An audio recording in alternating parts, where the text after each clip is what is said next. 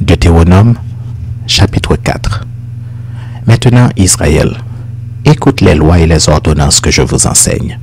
Mettez-les en pratique, afin que vous viviez, et que vous entriez en possession du pays que vous donne l'Éternel, le Dieu de vos pères. Vous n'ajouterez rien à ce que je vous ai prescrit, et vous n'en retrancherez rien, mais vous observerez les commandements de l'Éternel votre Dieu, tels que je vous les prescris. Vos yeux ont vu ce que l'Éternel a fait à l'occasion de Baal-Péor. L'Éternel ton Dieu a détruit du milieu de toi tous ceux qui étaient allés auprès de Baal-Péor. Et vous, qui vous êtes attachés à l'Éternel votre Dieu, vous êtes aujourd'hui tous vivants. Voici, je vous ai enseigné des lois et des ordonnances comme l'Éternel mon Dieu me l'a commandé, afin que vous les mettiez en pratique dans le pays dont vous allez prendre possession.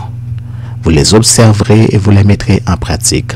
Ce sera là votre sagesse et votre intelligence aux yeux des peuples qui entendront parler de toutes ces lois et qui diront: cette grande nation est un peuple absolument sage et intelligent. Quelle est en effet la grande nation qui est des dieux aussi proches que l'Éternel notre Dieu l'est de nous toutes les fois que nous l'invoquons? Et quelle est la grande nation qui est des lois et des ordonnances justes comme toute cette loi que je vous présente aujourd'hui?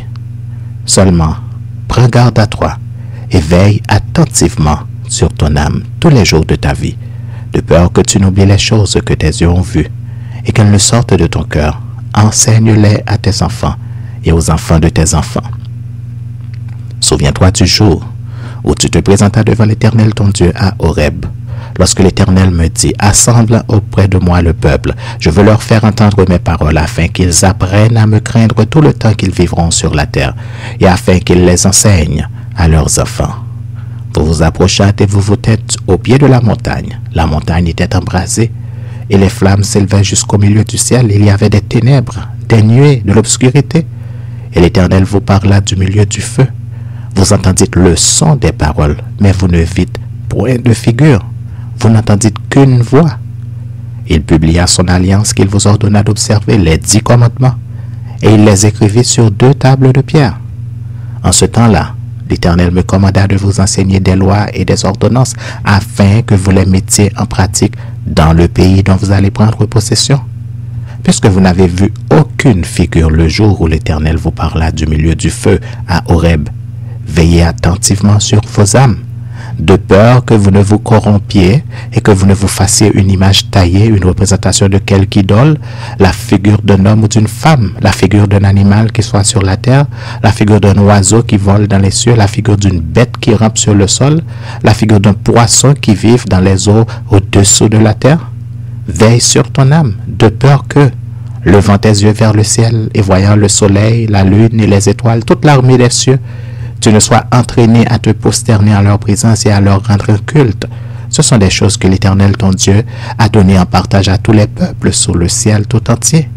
Mais vous, l'Éternel vous a pris et vous a fait sortir de la fournaise de fer de l'Égypte, afin que vous fussiez un peuple qui lui appartient en propre comme vous l'êtes aujourd'hui. Et l'Éternel s'irrita contre moi à cause de vous, et il jura que je ne passerai point le Jourdain, et que je n'entrerai point dans le bon pays que l'Éternel ton Dieu te donne en héritage. Je mourrai donc en ce pays-ci, je ne passerai point le Jourdain, mais vous le passerez, et vous posséderez ce bon pays. Veillez sur vous, afin de ne point mettre en oubli l'alliance que l'Éternel votre Dieu a traitée avec vous, et de ne point vous faire d'image taillée, de représentation quelconque que l'Éternel ton Dieu t'ait défendu. Car l'Éternel ton Dieu est un feu dévorant, un Dieu jaloux. Lorsque tu auras des enfants et des enfants de tes enfants, et que vous serez depuis longtemps dans le pays, si vous vous corrompez, si vous faites des images taillées, des représentations de quoi que ce soit, si vous faites ce qui est mal aux yeux de l'Éternel votre Dieu pour l'irriter, j'en prends aujourd'hui à témoin contre vous le ciel et la terre. Vous disparaîtrez par une mort rapide du pays dont vous allez prendre possession au-delà du Jourdain. Vous n'y prolongerez pas vos jours, car vous serez entièrement détruits. L'Éternel vous dispersera parmi les peuples et vous ne resterez qu'un petit nombre au milieu des nations où l'Éternel vous emmènera. Et là, vous servirez des dieux ouvrage de main d'homme, du bois et de la pierre, qui ne peuvent ni voir, ni entendre, ni manger, ni sentir. C'est de là aussi que tu chercheras l'Éternel ton Dieu et que tu le trouveras si tu le cherches de tout ton cœur et de toute ton âme. Au sein de ta détresse, toutes ces choses t'arriveront. Alors, dans la suite des temps, tu retourneras à l'Éternel ton Dieu et tu écouteras sa voix.